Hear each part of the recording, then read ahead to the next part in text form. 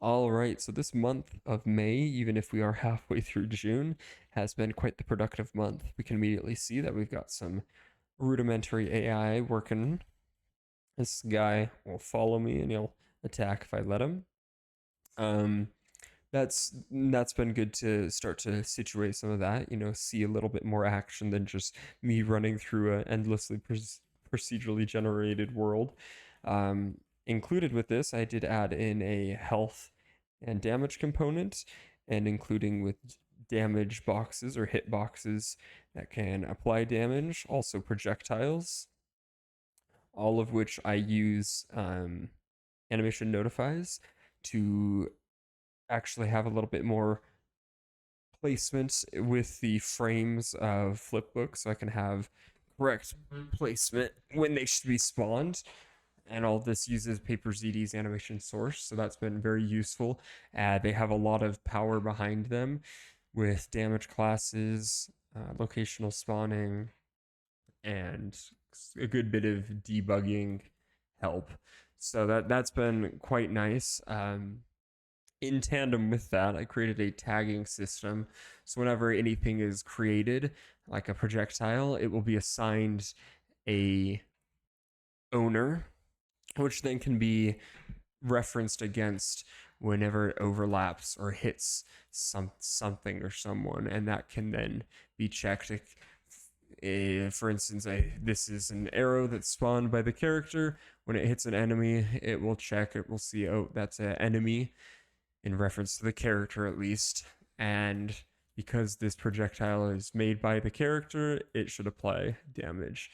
Now, conversely, if a enemy were to shoot a projectile at me, it would still use the exact same projectile spawning blueprint and then be owned by an enemy. And when it would hit me, it would cross reference that and apply damage to me. So it's all using the same systems and just allowing things to be more dynamic. So that's been pretty good. The tagging system uses interfaces, which Unreal does provide their own Teams interface, but that only works with C++. So I had to make a bit of my own, and this will be foundational for a lot of systems in the future. Another pretty big one was being able to create a generic animation blueprint that will allow for the deployment of new characters almost instantly. So typically you have animation graphs for each character. Now that's cumbersome, and you can create a parent class and then create children and then maybe have some that have variations. But for now, I've created a very generic one. It's quite simple right now. And this can be used by any character, and it will immediately be adopted and function using some different data structures within a character themselves to store the actual animations. And this can, I'm fairly confident I can take this a lot further, make it quite complex using different conditional checks for transitions, and have a quite solid animation blueprint to then be able to deploy more and more interesting and advanced characters without having to have too much overhead with too many blueprints. So that's been very useful. And then outside of all of this, I've spent quite a lot of time on the YouTube channel actually making thumbnails and making things look a little bit better. It will always need work. This is not what I'm good at. I am not a content creator by any means.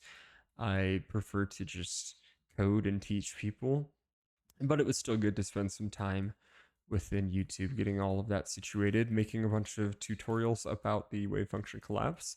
So moved a lot further along in a lot more of my projects, and I will be publishing videos about PaperZD a lot more now.